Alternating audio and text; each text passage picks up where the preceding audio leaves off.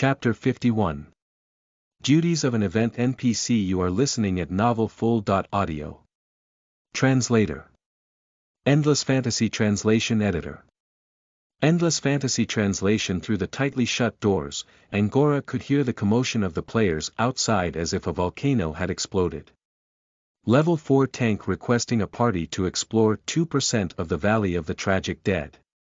It's fine to use me as bait or feed as long as I don't die. Finally full-bodied armor. I'm sick of this bone breastplate. What, you want a refund? I'd rather you slash me with a knife. Where's the princess? My knife is thirsting for blood. The way you say that is like you're going to slay the princes. Can we exchange these Avenger points with others? If so, I'm selling them for 1 game coin each.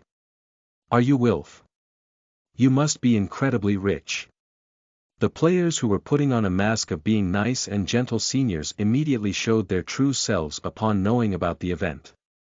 The residents of the town gave them gazes that were equal parts gentle and pitying the players who had returned to their silly selves again. The gentle and nice demeanor the players were putting up really made them feel uncomfortable, and how noisy and loud they were now was the norm. Meanwhile, the new players were informed of the event, but they had a while to go before reaching level 5, and when they did the event would have almost come to an end, so they could only look in envy at their seniors. In the room, Angora sighed with a wry smile on his face. After this event notification was posted, he realized that Leah had no need to ask for permission from him. She only did so to give him some dignity as the lord of this town and also one of the closest believers to the god of games. We will support your actions, and also supply resources in food and material, but I would still need to use some veteran players because we still have unfinished business here, Angora said, picking his words carefully. After all, they couldn't leave the matters of the frogmen unattended, and he couldn't entrust the mission to level 1 beginners. If he only had Vela to do it he would worry about her safety, so he naturally needed some veteran players to help. He thought the princess would immediately accept his terms because it was not asking too much of the young princess, however the latter did not reply.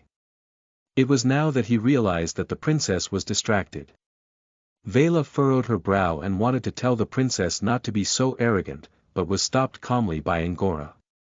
Don't be angry, she's just looking at the message the god of games issued. Only did Vela notice that the young princess' gaze was blank, as if she was staring at something in mid-air. After clicking on the quest, Leah got a system notification too, but as an event NPC this time around, she had a different message from all the other players. Main quest, Dawn of Vengeance, quest details. As the final successor of Tierra, your devotion has reached the strong and handsome god of games, and hence his believers will provide you with help in taking revenge. In the next 7 days, they will help you to reclaim Lancaster and your job is to become a flag bearer. Quest requirements. In the event period, build the life stone in the middle of the Lancaster stronghold, and wipe out at least 60% of the cultists there. During the event, players that die in the event would be directly revived by your side, and the death penalty would be reduced by 2% and their Avenger points, AP, would be reduced by half. You can also obtain AP from players to activate event skills. If you die at any point in the event, the entire event would be regarded as a failure. Event skills. Avengers Assemble, 100 AP. Transports players between the unnamed town and Lancaster City, the first use is free. Avengers Eat Shawarma, 500 AP. Replenish players' HP and MP, Avengers Beat Up Loki, 300 AP. Buff players with a random offensive buff for 1 hour, only applicable for event quest, Avengers Get Beat Up by Thanos, 300 AP.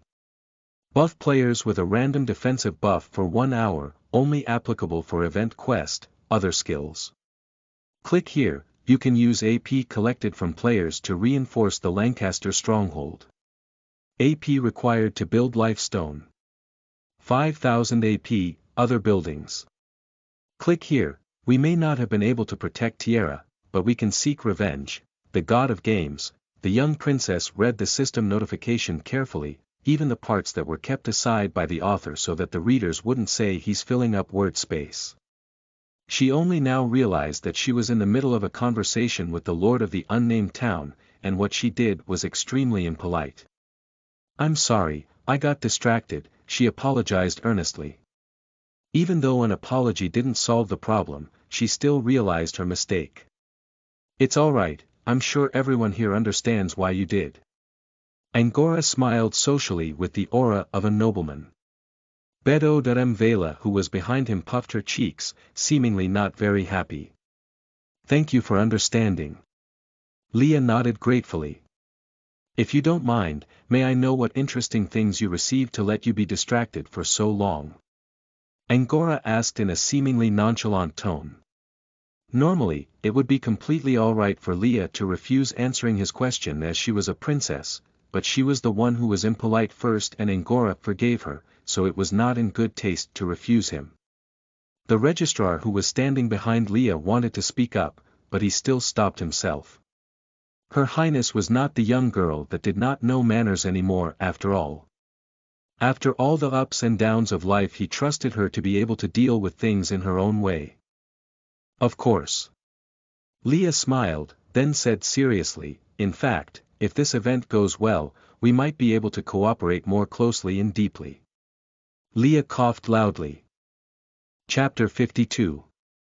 Underground Sewers. You are listening at NovelFull.audio. Translator.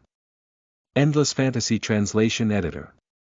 Endless Fantasy Translation. Lancaster City was originally one of the 4 most well-developed cities in Tierra, and was the only city under Tierra's rule that didn't fall after Tierra did, managing to continue thriving purely on commerce and trade. Thanks to the vast variety of trade markets and commodities, Lancaster had the most well-developed and large underground sewage system in the Vala Empire. Along with the large-scale migration of merchants and citizens into the city, the lord of the city also received great profits from commercial tax, allowing 5 expansions to be done on the city in its 200-year history, along with its sewage system. The earliest copies of the sewage blueprints were long gone, and along with the 5 expansions, the entire underground sewage system of Lancaster became a sprawling maze spanning the entire city. And so, the underground sewers became the shelter of some creatures that couldn't see the light of day. In the pitch-black underground sewer, a pale blue oval-shaped screen of light suddenly appeared, lighting up the darkness and scaring away the hogwash rats and the rotten cockroaches. So this is the event location. This mysterious and eerie atmosphere is great. This looks like the underground cities mentioned in night novels. I'm pumped up. Is something smelly, or is it just me? There seems to be a sour smell. That's because the person next to you threw up from dizziness. What you looking at? Never seen a mage's acid arrow. Blurg. Seeing the noisy players gather up around her, Leah, who had been confident about this quest, started feeling like reclaiming the lost hideout from the Rotten Bones Church wasn't such an easy task. The reason was simple. The players hadn't even realized that this was only an underground sewer. "Everyone, I'm sure you have understood the details of this quest." Leah cleared her throat and cut the conversation between the players short, wanting to continue on to fill them in on some more things. The players only quieted down for a moment before starting to become noisy again. F***ck, I never read the flavor text when I do quests. It's alright, let me fill you in. Basically you just have to find enemies and bash their brains out. Understood, easy peasy. Blurg. You're not done puking yet. Feeling a headache coming on, Leah immediately opened her event skill page and activated a skill called Speaking Egg to trigger story mode and restrict the players from moving and speaking. These are the underground sewers of Lancaster, and our goal is to siege the Rotten Bones Church hidden in the depths of this sewer. Please find their hideout and destroy them without leaving the sewer. Even though the place that the Rotten Bones Church took over was Leah's original hideout, but since the old and new sewers crossed together, if a person were to enter from an entrance from they were not familiar with, they would quickly get lost in the sewers, losing their sense of direction. This was why the Lord of Lancaster did not do anything despite knowing that there were terrible creatures hiding in the sewers. After all, including the abandoned parts from almost 100 years ago, the underground sewers were even wider, spread farther than the buildings from above.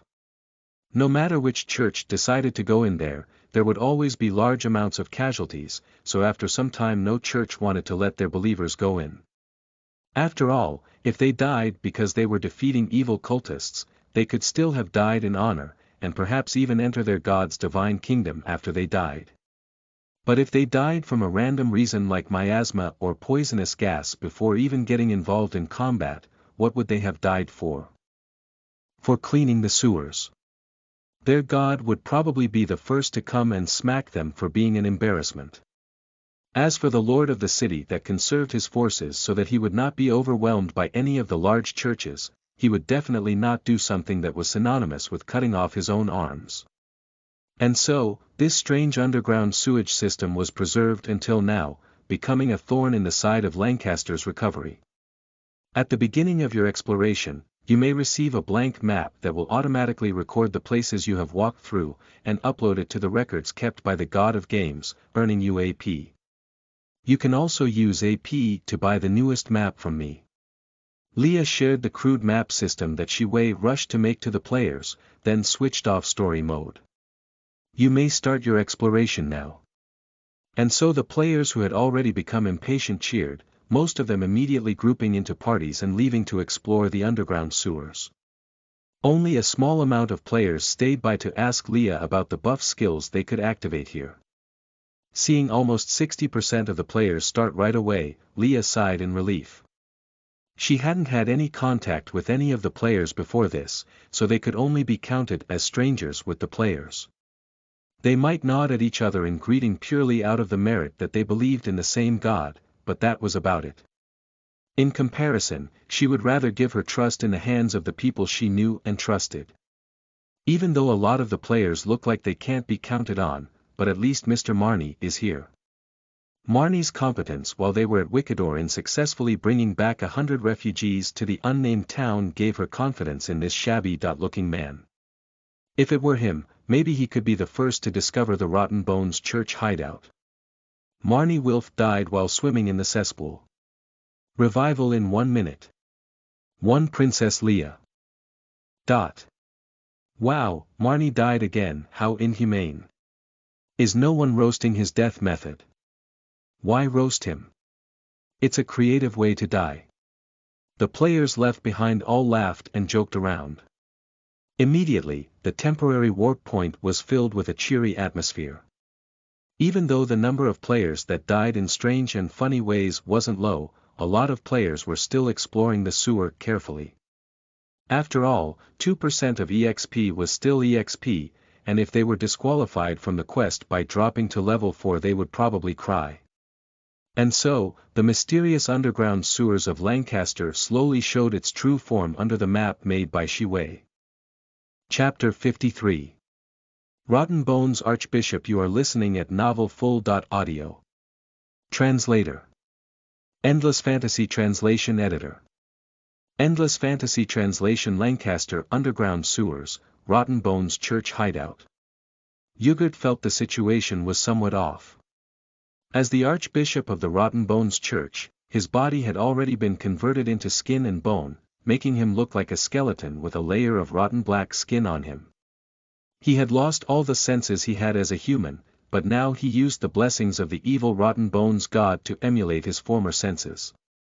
Ever since he stopped being a human, this was the first time he felt disturbed. Around 6 days ago, the originally silent underground sewers were plunged into chaos. In the east, the swamp fishmen which had migrated into the sewers from some time ago and refused to leave started croaking and screeching, a sign that they were about to undergo another migration. From their cries, he could tell that they were panicked and angry, and also a little scared.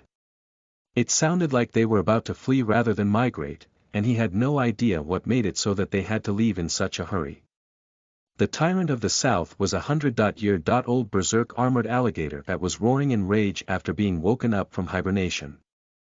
To Yogurt's memory, no resident of these sewers would have the guts to attack this monster, even he would have a hard time against it. In theory, even if there were some small fry that didn't know of its horrors and provoked it, they would have probably become its feed in a few minutes. However, the berserk armored alligator hadn't calmed down ever since it started going berserk. Every time it started to calm down, it seemed to be enraged by something once more and repeat the cycle. The loud bellowing rageful roars of the monster had already become somewhat hoarse, but the unknown influence that was enraging it seemed to not have given up. Originally, the rat hordes that moved endlessly around the sewers were the loudest sounds heard every day, like a machine that kept on creating noise. Somehow or another, this noise machine stopped even making the smallest sounds from one day, as if the hundreds of thousands of hogwash rats had suddenly disappeared. Of course, just these minor changes hadn't affected his cold dead heart. The real thing that made him uneasy was the fact that the believers under his command were disappearing. This disappearance wasn't that of traitors. As the archbishop of an evil cult, he had experienced the betrayal of believers under his command before, to the point where their hideouts would be exposed by the traitors, so he had to bring his remaining followers to Rome until they found these sewers that served as a passable hideout. He had mixed in some of his most trusted subordinates in within each and every team to prevent the same thing from happening. Even so, none of the teams of believers or even their black corpse flies that he had sent to investigate the abnormalities had returned to the hideout. Zachara. He made his way to the foyer of their hideout and called his right-hand man, one of the 3 black-robed bishops of the Rotten Bones Church. Tell our believers in Lancaster it is time to kill the 100 infants that our Lord has chosen, and to send their hearts and marrows to me. But your excellency, if we do so we might lose the support of the nobles who had supported us in the shadows. Zachara replied worriedly. Don't mind them, they're just a bunch of pigs that have fats for brains. When the time comes you just have to feed them enough Ryans and they'll shut right up. Yogurt replied in a dismissive tone. Putting that aside, something has been wrong with the underground sewers as of late, so I'm going to have to go on with our plans for the possession ceremony. When our Lord appears, not even the ascetics from the brilliant white church could stop us. As you wish. Zachara bowed and prepared to leave and send the message. At this moment, the main entrance of the hideout that had been renovated to look like an underground courtyard was broken into violently from outside with a resounding crash, and from the ashes stood the silhouettes of several youngsters. Holy sh*t, there really was a hidden level in here. There weren't any signs of it from the outside. The youngster that stood at the front exclaimed as he carried a broadsword, seemingly the culprit of the break-in. Edward, if it weren't for you being so cautious as to check out the large unoccupied space in the map, probably no one could have noticed. Joe, don't let your guard down, there might be a hidden boss. The young man known as Edward said calmly with a strangely shaped staff in his hand. There's someone there with HP bars. Something's written on there, Rotten Bones Archbishop and Black-robed Bishop, one is level 30 and the other is level 25. I think we found the boss room. A skinny boy who was holding a bow and arrow shouted. According to the system, these bosses have special reward systems. If we cause 1% of damage to the Rotten Bones Archbishop we will get 200 AP, while we'll get 100 AP for 1% done to the black-robed bishop. The girl who was standing behind them all informed the party. I see, well how can we leave these bosses unattended? Miss Jessica, help me heal while I try my hand. In the party, a middle-aged man who was the eldest and had the least amount of hair said excitedly. Sword skill, slippery slash. He shouted, dashing forward with odd footwork into the courtyard, the long sword in his hands held in front of him flashing with a bright white light as he slashed toward Urgot. But before the sword even had the chance to touch Urgot, the latter raised his crooked finger, an obsidian light shooting out from it towards the man's heart. The man's shocked expression froze on his face before his entire body turned into a bunch of speckled lights and disappeared. Mrs. Marnie. Joe, who was a warrior too, mourned the loss of Marnie, drawing his voice comically long. I hadn't even had the chance to cast a healing spell. The young girl stood there not knowing what to do. He really fed them just like that, huh? Edward sighed and face.palmed. Thankfully I already spent most of my AP just now. Everyone, let's test this boss out. Seeing the youngsters want to duel him to the death, Birgit emotionlessly clapped his bony hands, and from the hideout came more than 10 high-tier rotten bone believers. F***ck, he can summon lackeys, that's so unfair. Go Dan grumbled. The high-tier believers were not as emotionless as the archbishop was, as the corruption on their heart wasn't as heavy as his, so when they heard his words they could not help but frown. Who was this small fry that looked like a peasant wearing leaves, equipment, to call them lackeys? Even though the situation was extremely unfavorable for the intruders, Birgit was shocked at how none of them chose to flee and how they all fought to the death. Even that girl who seemed the weakest never uttered a plea of surrender, while Go Dan was killed immediately. Birgit thought that the ones that were causing the chaos in the underground sewers were these people, but from their prowess, they were too weak. He furrowed his brow, feeling that things weren't as simple as it seemed. Just then, a few unfamiliar voices were heard from outside the hideout. Oh! Something's wrong with this wall. Oh ho! It's a hidden level. A hidden level.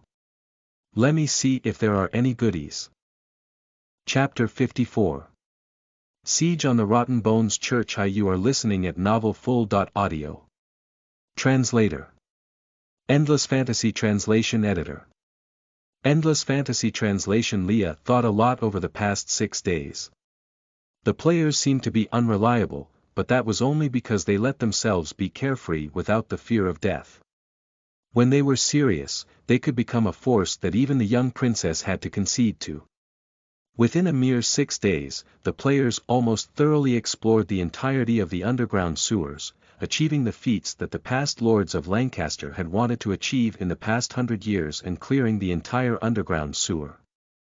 They cleared out the swamp fishmen that hid in the sewers to ambush civilians, the rat hordes that cause massive losses in food and cause epidemics, the sludges that prey on vagabonds, the skull-crushing crabs that hunt down pets, and even the city guards that turned into zombies after dying in these sewers.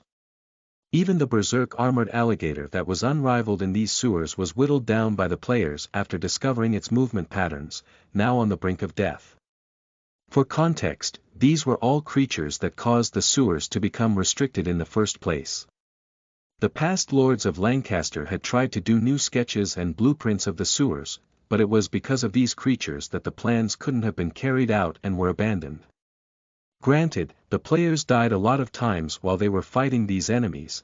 After all, it was hard to react in a short time when an unknown enemy appeared.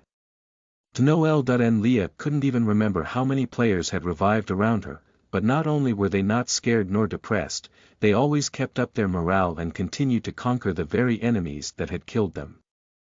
After all, in contrast to other churches, these players weren't bound to fight by the doctrines of the church. They enjoyed the very prospect of exploring and battling from the bottom of their hearts, and so they continued to improve themselves and make themselves stronger. Each death was the prelude for the next victory, and each victory became the basis that made them stronger. Other than that, there was the skill tree that made it easy and quick to become proficient in a specific branch of combat, so it was easy to understand why the players were so proactive in challenging enemies. After all, what was more fulfilling than witnessing your own growth? The young princess was honestly a little jealous. While she was living here, she was too weak to leave her hideout, and now if she weren't bound by the duties of an event NPC, would she be able to explore the unknown and fight strong enemies to make herself even stronger? We found the boss room. The enemy is so strong that even tanks were defeated in one hit. Suddenly, someone revived from the revival point and shouted, cutting her reverie short. Hearing so, the players who were still resting at the revival point immediately surrounded the person that shouted and asked for details, starting to discuss amongst themselves. And so, along with more and more players that revived at the revival point, the information everyone had on the boss increased, and they started forming a plan to defeat the boss. Other than the main boss and the mini-boss, there are 12 elite lackeys. We would have to bait and kill the lackeys first, or else even players that focused on defense would be killed immediately. The main boss adds buffs to the mini-boss, so the battle becomes extremely hard, as if we're fighting two main bosses that we have to send out a team and distract the main boss so that we can defeat the mini-boss before the main boss has time to interfere. According to our observations, the lackeys have these skills. This wasn't the first time Leah saw a situation like this. When they met with the berserk armored alligator, which was the only enemy they couldn't defeat with levels alone at the time, they did this too. Even though the rules weren't spelled out, and there weren't any specific roles each player took, they would always be able to compile useful information on their enemies from their deaths, and work together to summarize a way to defeat the enemy. For the time being, this is our plan, so good luck everyone. Let's defeat the boss, level up, and get some equipment. Edward, who acted as the commander, raised his staff and started. Let's go. The players shouted in reply, raising all sorts of weapons and equipment in a cheer. The high-tier Rotten Bone believers felt frustrated. As the main force of the Rotten Bones Church, it was a given that they had fought against enemies from other churches. It would not be a stretch to say that they were experienced warriors. But it was the first time they felt this frustrated. The enemies weren't strong at all, and their numbers were only slightly more than their own, but it seemed to be impossible to kill them all. Every time they defeated a group of enemies, new ones would come in their place almost immediately. Even the enemies that came in their place were exactly the same people. If they hadn't confirmed that the enemies were living beings using their Rotten Bones energy, they would have believed that the enemies were golems. If it were only that the enemies were unending, they wouldn't feel that particularly frustrated.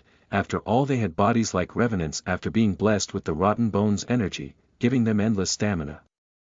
But after they died the first few times, they seemed to have found out the way that they moved and attacked and started to move and dodge them easily, and so it was hard to cause enough damage to them, letting the enemy cause damage to them instead. The thing that made them the most worried was the fact that these seemingly weak enemies had a strong sense of intuition. After obtaining Rotten Bones energy, the high-tier believers started to look like skeletons with skin on them. Even if they got hurt, they would not bleed, so it was hard to tell which was which from external appearance. So in past battles, they would always switch among themselves when fighting with enemies, exchanging the one that was the most hurt with the one that was in the best condition to give their enemies the impression that the believers of their church were hard to kill, and the member that was hurt could retreat and heal quickly using their Rotten Bones energy. It was a tactic that was often employed because it worked like a charm. But for some reason, this strategy did not work on these strange humans at all. Even if they sneakily changed places in battle, the enemy would notice immediately and shout, "The enemy is escaping, go aggro them and block the path of the wounded high-tier believer." Not only that, there were enemies that wore a garish red and gold full-body armor and were sturdy and hard to damage, and these enemies would stick up their middle finger and shout profanities at them. And every time this happened, the believers would feel that the enemy was so detestable that they wanted to rip their intestines out and strangle them to silence them. And so, due to the influence of these thoughts, their movements became slow and sluggish and they weren't able to flee quickly enough, causing them to be surrounded and killed. "What are you?" the final high-tier believer asked weakly as he fell, his empty sockets gazing at the enemy. "Us. We're just players who are on a quest." The young man smiled, and ignored the dying believer as he shouted at his allies, "All right, those who have to recover back to Princess Leia, and stock up on buffs, don't skimp on your AP. We're going to fight the boss." Chapter 55. Siege on the Rotten Bones Church 2. You are listening at novelfull.audio. Translator. Endless Fantasy Translation Editor. Endless Fantasy Translation, how quiet. It seems that our believers have exterminated those pests that dare challenge the might of our church. Zachara said after hearing no sound from outside the hideout. Those humans have strange abilities, but they're too weak. They had no chance against the loyal believers of our Lord in the first place. Urgot said matter.of.factly. Putting that aside, I feel uneasy for some reason. Now go do the things I told you to do before those large churches get wind of our plans. It would be hard to do it under their scrutiny. Understood, your venerable one, Zakhra replied respectfully. Oh Zakhra, I understand your uneasiness, but what we have done up to this point will not be for naught, Urgot consoled as he smiled, but it seemed terrible due to his ghastly visage. Once we have the hearts and marrows of 1,000 infants, then we will have nothing to fear. One day, rotten bones will walk this land again. As the archbishop was about to break into a full-on speech, the door burst open again, attracting his attention. Did you just say the hearts and marrows of 100 infants? What a scoundrel to stretch your filthy hands toward the weak. I will smite you heathens in the name of just. Arg. Marnie struck a cool pose, but before he could finish speaking his heart was impaled with an obsidian beam of light and he disappeared into specks of light. Wait, didn't our tanks activate their aggro skills? Why did the boss attack Marnie first? Who knows, he probably has an aura that attracts the attention of bosses 100% of the time. The players bantered nonchalantly as they started to attack the two remaining enemies in the hideout. Urgot glanced casually at the players, letting down his guard when he realized there were only around 20 of them. You dare challenge us with such few numbers? How foolish. As he said so, he raised his bony arm to buff Zakhra. In fact, Zakhra was the weakest out of the three black-robed bishops, acting as more of a strategist that focused on behind-the-scenes work rather than fighting in the fray, and so he was only marginally stronger than the high-tier believers. But would the players that had anticipated this let the archbishop do this? The next moment, a warrior player sped over to Urgot and threw down his weapon that looked like an orange fruit knife, grabbing the archbishop and throwing him into a suplex. If Urgot were a saint or a saintess, or had he become a pope with the blessing of his god, then he would have been able to be immune to the suplex that could only have worked under the rule of skills. Unfortunately, he was only an archbishop at this point, so he could not escape the effects of the skill, being thrown into a suplex immediately. The skill itself did not cause much damage to him, but the extravagant robe that he was wearing flipped over like a noblewoman's crinoline, revealing his skinny legs that looked like chopsticks. This immediately made the boss that originally had an air of dignity become somewhat comedic. How dare you? The archbishop that had released himself from the hold of the player's suplex lost his former cool, shuddering in humiliation as he shot deathly rays towards the players. Now die. But even then, his reactions had been predicted by the players. Except for Marnie, who had just revived and arrived at the doorway, the other players all evaded this attack by dodging out of the way. Along with the wails of Marnie screaming that his buffs were wasted again, Urgot calmed down a little. He realized that the players seemed to be preventing him from casting Rotten Bones enhancement onto Zakhra. If that was the case, then he wouldn't let them have their way. Zakhra, quick, let me cast a. Urgot commanded, turning over to Zakhra. Only to see Zakhra get suplexed by a player, his robes flipping over due to gravity and revealing Zakhra's legs that were similar to Urgot's. The only difference was that there were still some strands of leg hair left on Zakhra's legs that were swaying with the breeze. This reminded Urgot of the humiliating scene he wanted to forget so badly.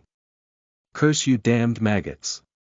And so he waved around his hefty staff and chased the player that had suplexed him. Even though he looked like a skeleton and used a staff as a weapon, people always mistook him for a physically weak mage. But in fact, because his body had already been converted completely with Rotten Bones energy, his strength and speed were stronger than people assumed it to be. He quickly chased the warrior that was fleeing away and cornered him. I won't let you die so easily. Seeing that the enemy was cornered, he shoved a ball of shadows with innumerable amounts of worms and maggots into the player's body with a savage look on his face. Try out my maggot poison curse. These little guys will eat away at your organs, your blood vessels and your bones, slowly taking their place and giving you excruciating pain along with an unbearable itch. Until your body becomes a worm nest. Until your brains get consumed, you will live in constant pain until your death. Ha ha ha. As he continued, he laughed ghastly like a character from a horror movie. The player that had been frowning because of the curse that had been cast on him heard this, but instead his expression became lighter instead. So I just have to die.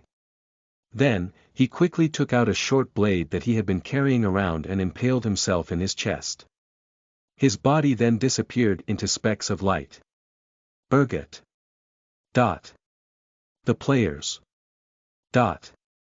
After the entire scene was momentarily frozen with silence, Edward stood out and shouted, "How dare you kill our friend with such cruel means? Everyone, there's no convincing this villain to turn back, let's kill him."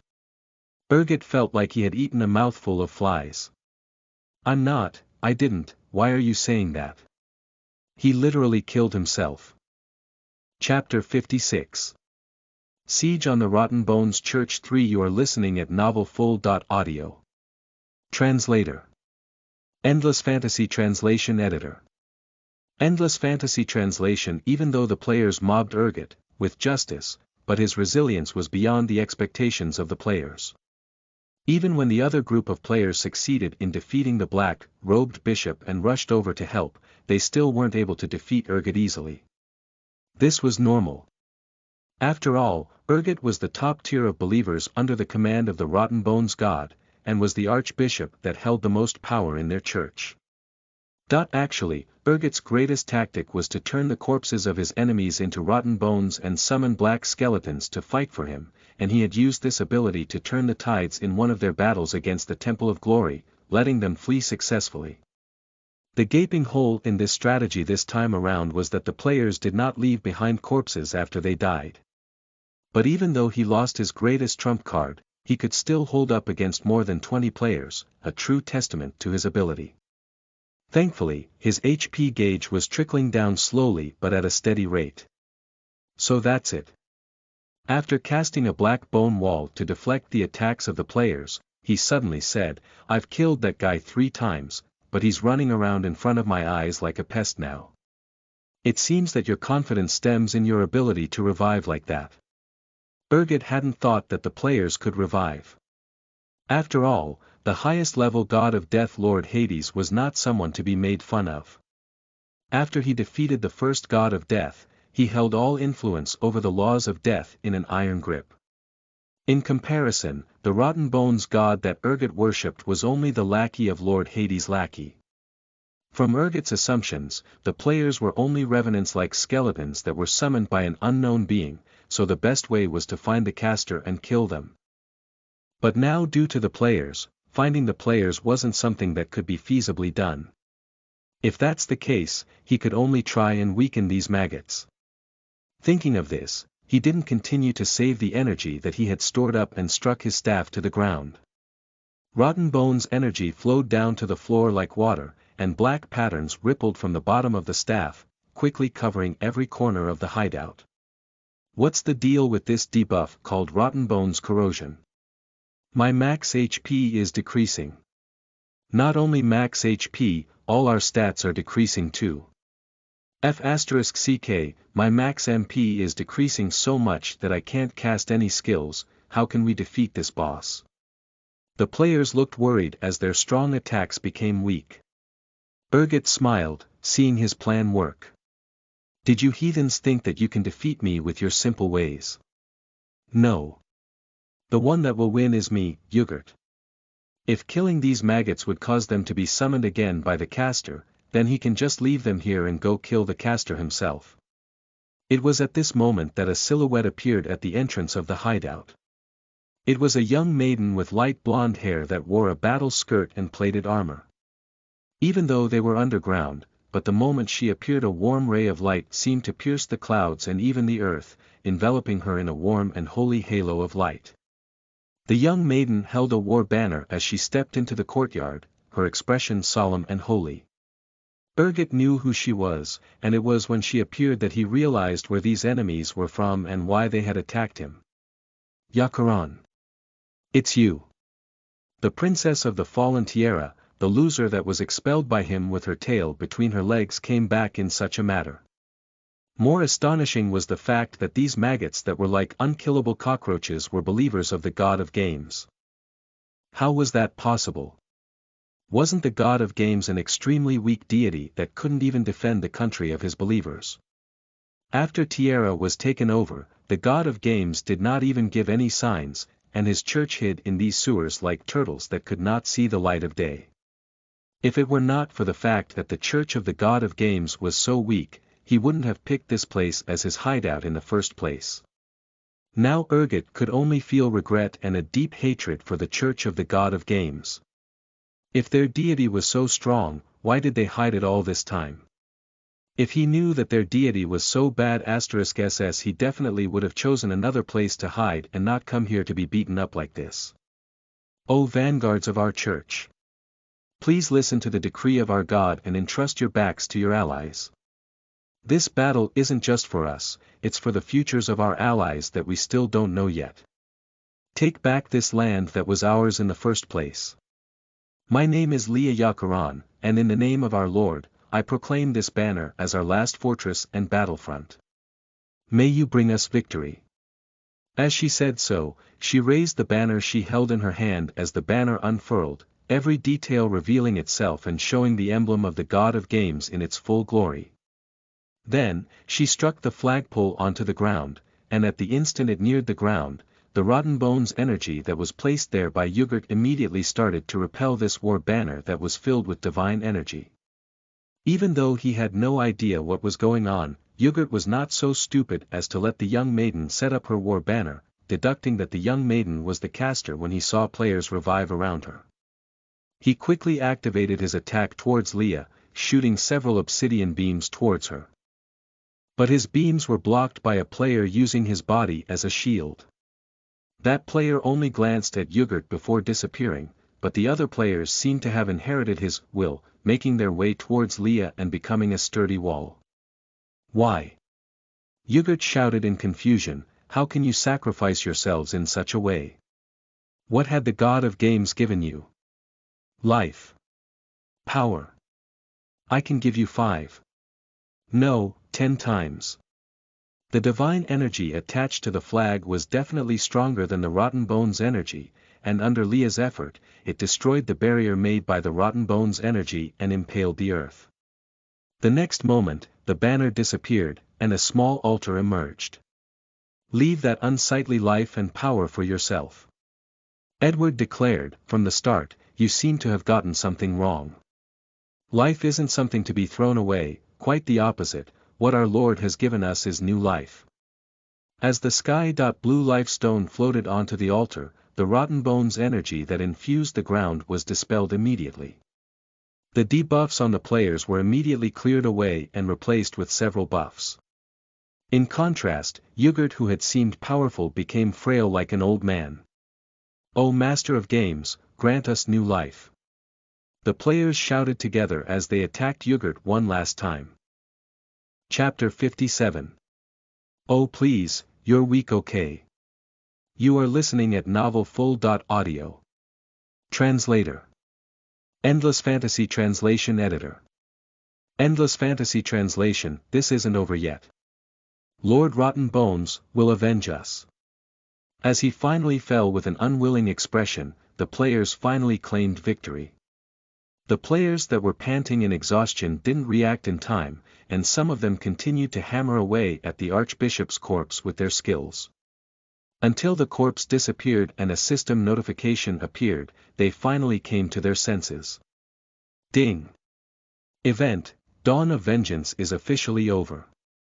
AP will expire after 3 days, please use them quickly. All players that participated in the event will be given the title Avenger. Underground hideout of Lancaster has been added into the territory of the God of Games Church. All players above level 5 may teleport between the unnamed town and the underground hideout of Lancaster through the Life Stone, consumes game coins. After several moments of silence, the players let out a cry of victory. Some players had already called their friends to celebrate with a banquet back at the unnamed town to also brag to the refugee players about their exploits. As an experienced online game player from Earth, Shiwei thought that his players had passable results this time around, but they still had room for improvement.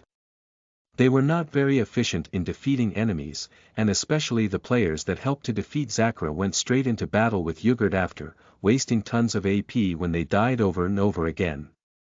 Of course, these so-called problems were asking too much for his believers at this point in time. They really did pretty well in this event, even better than Shi Wei had expected them to. Seeing them celebrate in joy, he smiled happily before removing his gaze from them. Even though the Real show is about to start, it wasn't their problem anymore, so it was alright to let them relax. It's coming. His spherical body flashed and flickered in anticipation. The next moment, his entire divine kingdom started shaking. The monster corpses that he had carefully piled up and arranged, most of them being the 100,000 hogwash rats, fell unceremoniously to the floor along with the intense tremors. Shi Wei didn't mind that, and instead set his gaze on the direction of the root of the tremors. Earthquakes didn't happen in divine kingdoms, so there was only one explanation. Another god was trying to invade his divine kingdom.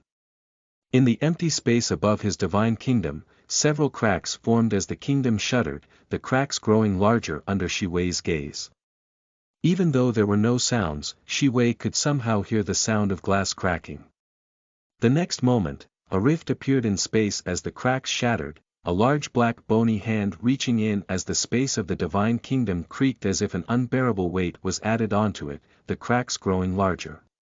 Immediately after, a large black skeleton with pieces of rotten flesh attached to it appeared through the cracks.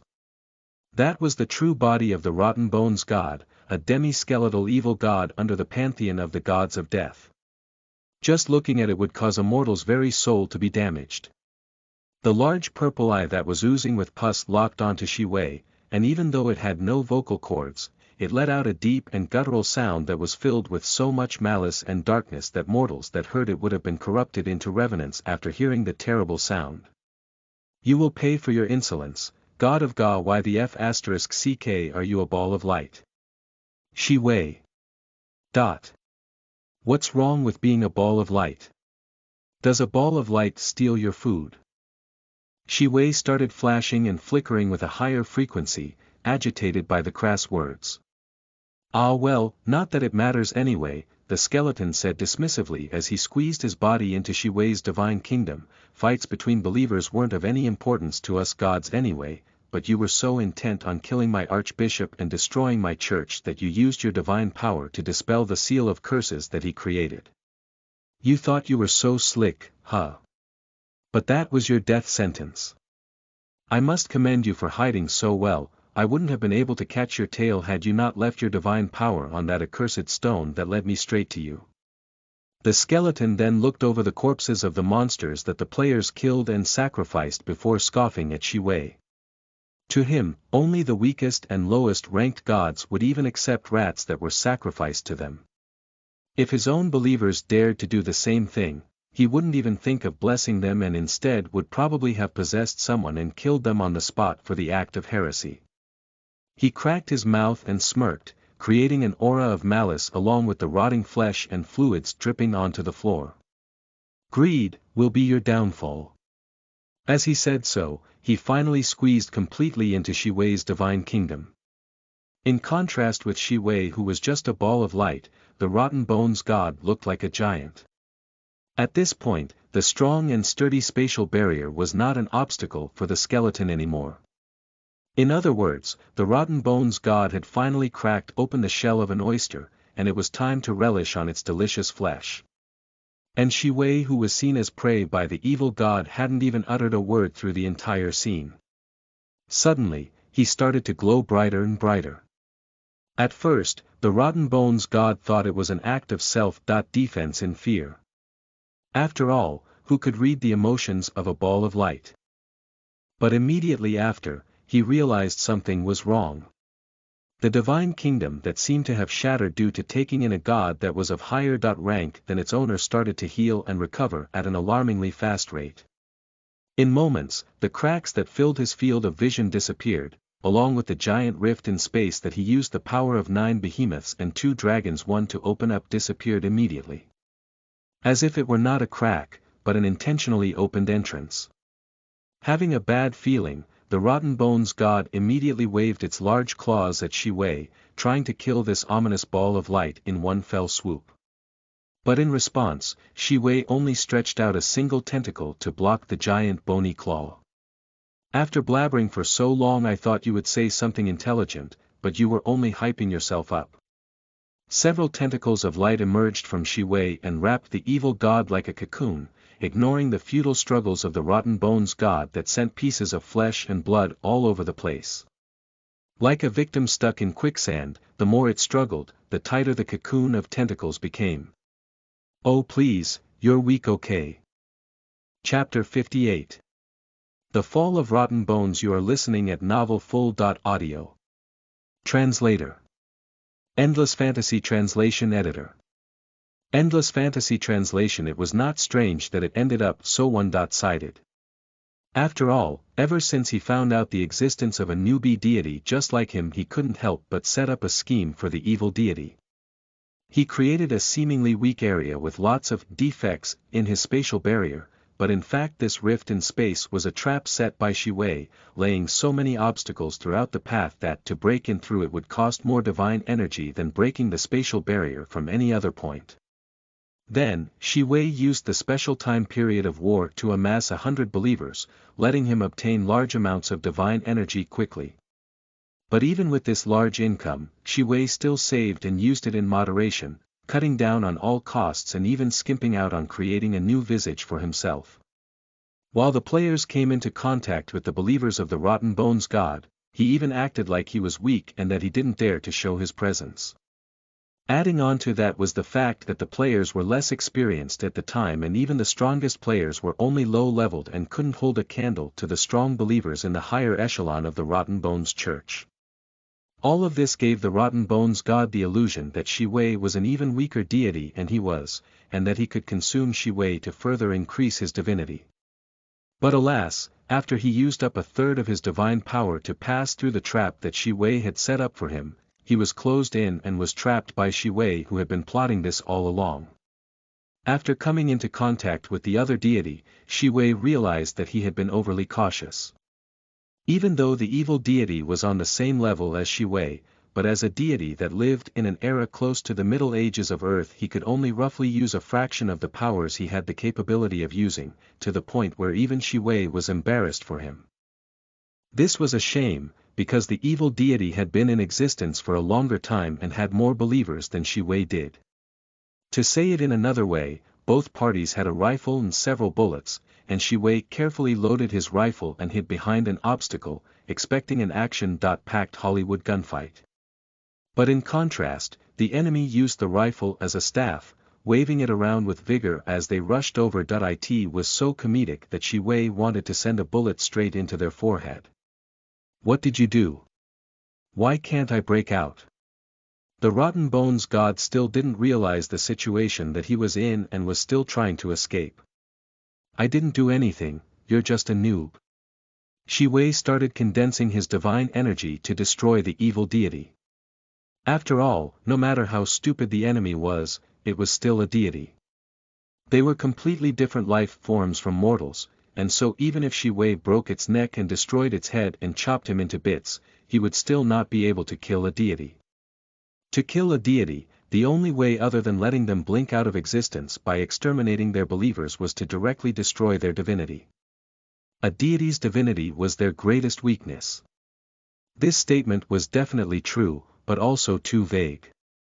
It was why most legendary beings knew this fact, but it was exceedingly rare for a mortal to kill a deity.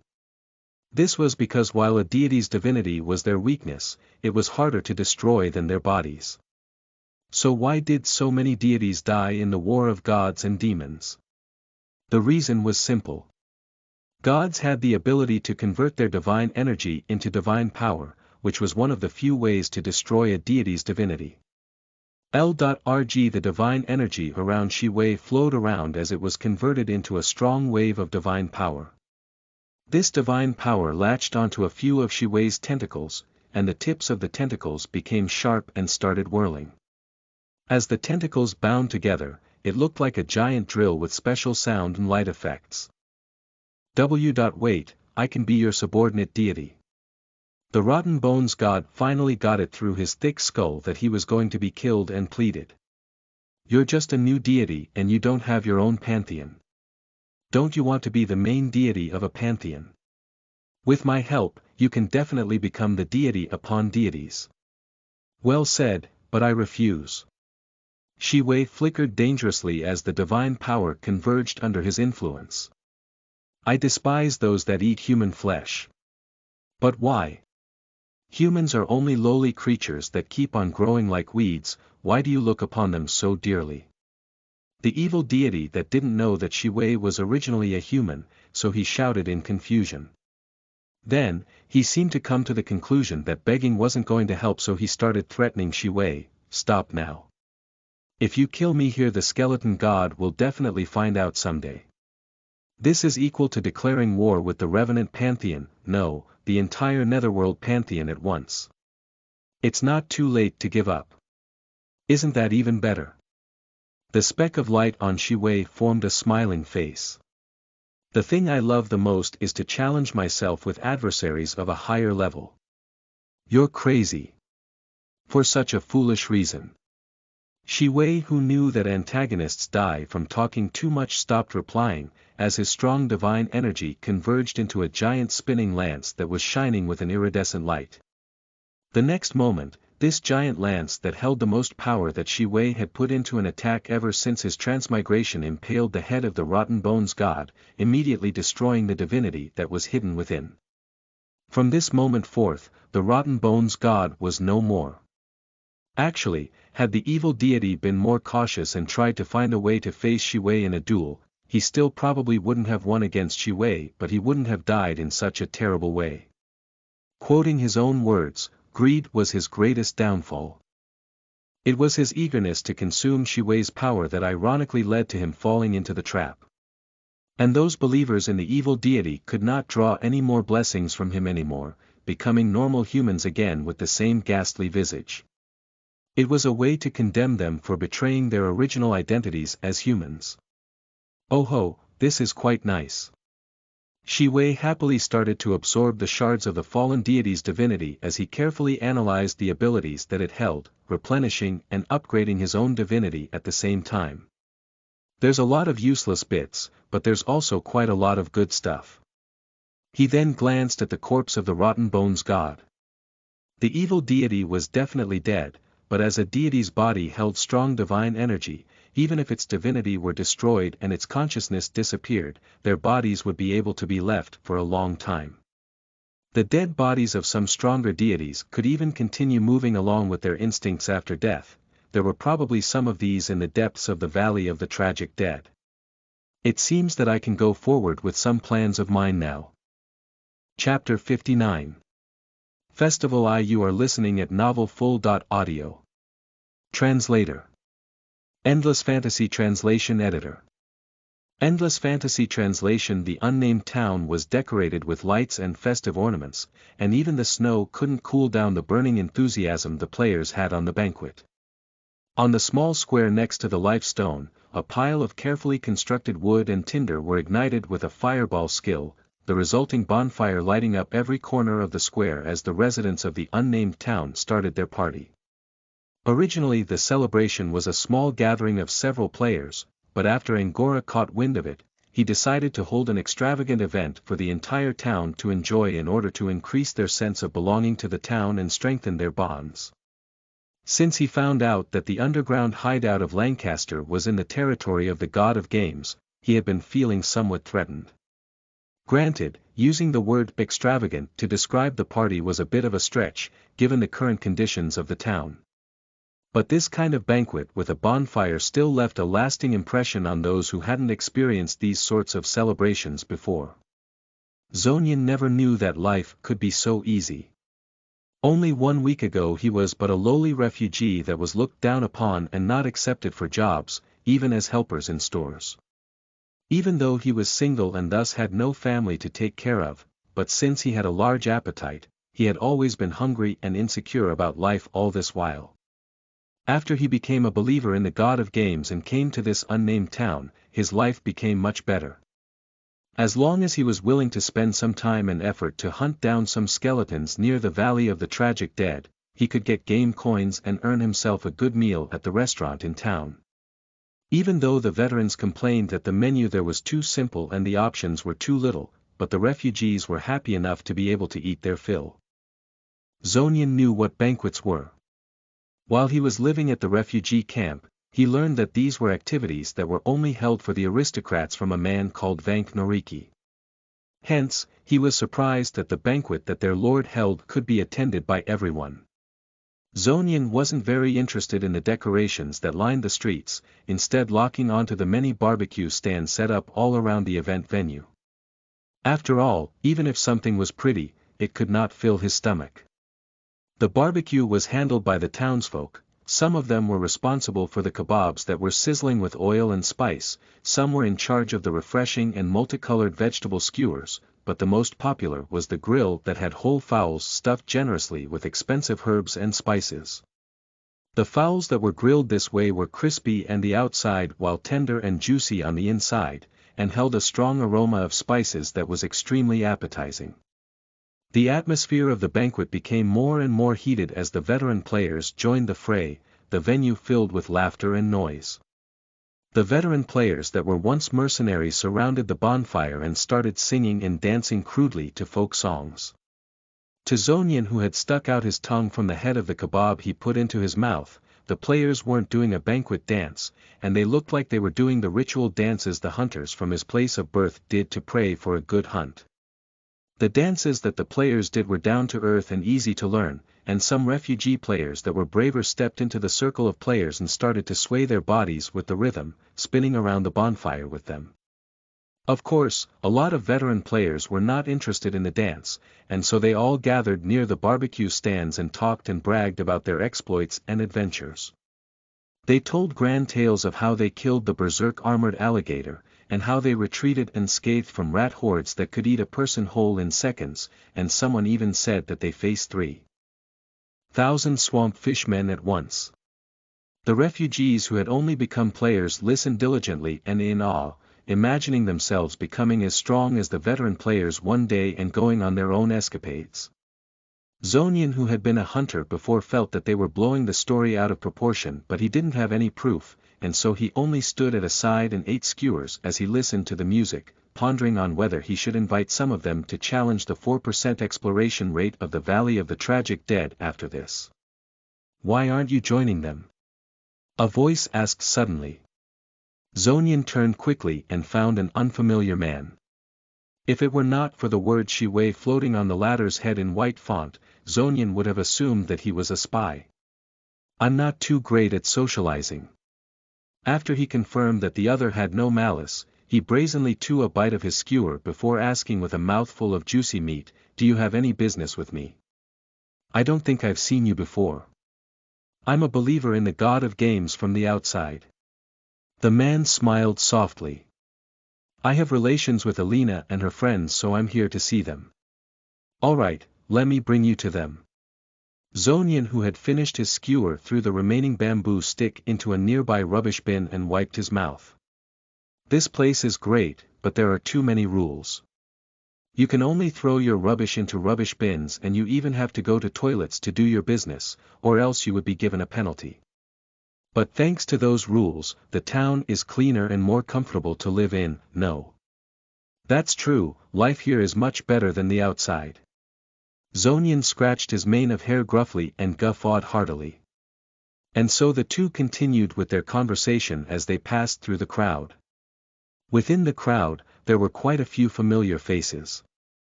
For example, Angora and Marnie were talking not far from the bonfire. "Mr. Wilf, thank you for all the resources you brought. If you hadn't, it wouldn't have been possible to hold a celebration like this." No, don't thank me. I'm a merchant after all, so I don't do anything that brings me loss." "What do you mean?" "Ah, if it's not convenient, you don't have to tell me. It's all right. Do you remember the shop that was built the other day, my lord?" "Oh, that.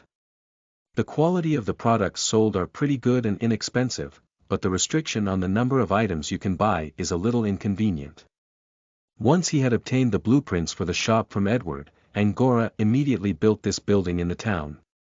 This shop was actually the system shop that Shi Wei provided to the players, allowing them to buy items like HP potions, MP potions and teleportation scrolls, and appraisal scrolls. Once players had enough reputation, they could unlock more high-grade potions and consumables.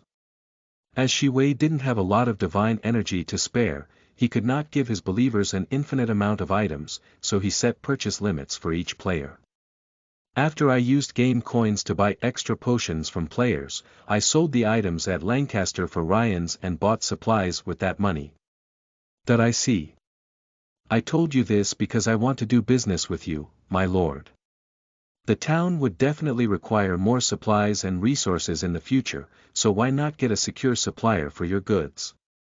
You're good at making money, Mr. Marnie. Angora didn't think that he could copy the exact plan and let Vela sell potions at Lancaster like Marnie did. After all, Marnie had been a merchant for half his life, and so he had ways to sell these items without getting any attention. He probably told Angora this information knowing that he was the best choice to do this. Of course. Normal people want Ryans and bronze coins while players want game coins. Marnie held out his hand and closed it into a fist. I want it all. C. Angora. Zonian, who was not far away, sweat dropped. I feel like we listened in on something we shouldn't have. It's alright, they probably don't care if anyone heard if they said it out here. Shi Wei comforted. Then, he paused and continued, probably. You're making me more nervous, alright, thought Zonian in response to the half-baked attempt. Chapter 60. Festival 2. You are listening at novelfull.audio. Translator. Endless Fantasy Translation Editor. Endless Fantasy Translation. Leaving the scene of Marnie and Angora bargaining, the duo continued to move through the rowdy crowd, moving forward through the townsfolk that were offering malt beer to the players. Then, they came across the old registrar Vank Noriki, who was speaking endlessly to Princess Leia along with her followers. So your highness, even though we can reclaim our hideout back in Lancaster now, but if we use such a small place to start reclaiming our land, it would still be too hard. Therefore, I propose that we set up our stronghold and secretly amass resources to wait for the right time. Leia nodded grimly. I understand, so what you're saying is that I have to grind levels and become stronger so that I can crush the damned heads of my enemies. Yes. No, I meant that the prowess of a single person is limited, so as the princess you should take advantage of the time we've been given to accumulate forces for the revival of Tierra.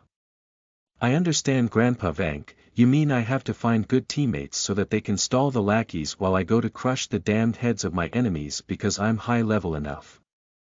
Leia seemed to have understood something, her expression brightening. Actually, I feel that the event from earlier wasted too much precious time I could have used to grind for levels, so now I'll go and do so at the Valley of the Tragic Dead. Leia did not wait for the old man to respond before she disappeared in a puff of smoke. The registrar was so mad he could feel a heart attack coming, standing in place as he cast recovery spells on himself before turning over to one of Leia's followers. Boris, who taught the princess while I wasn't around. It was Carlo, sir. Boris replied respectfully to the revered old man. Where's Carlo? Call him over.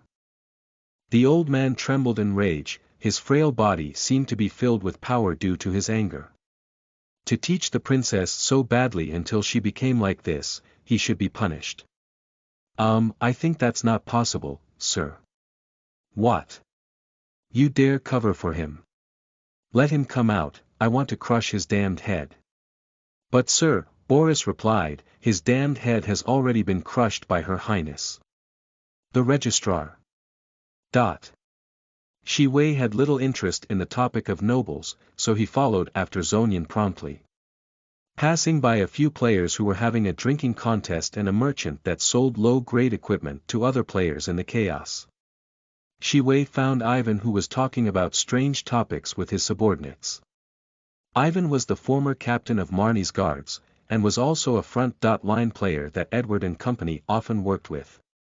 Captain, don't you think it's strange that the defense buff in the event was called Avengers get beat up by Thanos? A young man who was wearing an Iron Man suit asked. What are you saying, kiddo? Look, after the event ended we all got the title Avengers from the God of Games. No. He pointed at the title that was sparkling above his head. Meaning that the Avengers in that buff name means us. Then who is Thanos, and why does he want to beat us up? Maybe he's an enemy of the God of Games. No, this name would be too ironic if that were the case. Then other than the enemy, someone that could beat us up. Is Thanos the name that the God of Games gave himself? Ivan tried to spin the cogs in his intoxicated brain on this meaningless topic.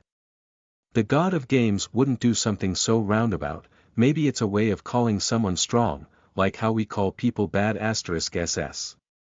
The young man that asked the question guessed along with Ivan. Oh, so next time we say someone is bad *SS, let's call them Thanos instead. Right, and let's call someone who is extra bad *SS then. Then Ivan and the young man held up their cups happily. The God of Games is then. The God of Games is too then. Shi Wei's mouth twitched and decided to stop them before the term could spread between the players. Ding. Players Ivan and Gale have been muted for 30 minutes due to crude language. Ivan and the young man. After walking for a while, Zonian finally found Edward and company in the crowd and left to get more skewers after Shi Wei thanked him. Elena, who had seemed to be discussing something with Edward, saw Shi Wei first, and she wanted to shout for him before the man held a finger to his lips in a silencing gesture, and so the young girl quickly clasped her palms over her mouth. But her action still attracted the attention of the others, who followed her gaze to see Shi Wei, who was coming close too, their expressions excited and shocked. Thankfully Edward was not that ignorant child anymore, and so he regained his composure and asked in a reverent tone, "How should we address you?" "Call me Mr. Shi Wei like you used to, it's fine." "Not to be rude, but, Mr. Shi Wei, are you really him?" Edward asked, pointing to the sky. "Of course not, I'm somewhat like the Archbishop of the Church of the God of Games," Shi Wei replied with a professional smile.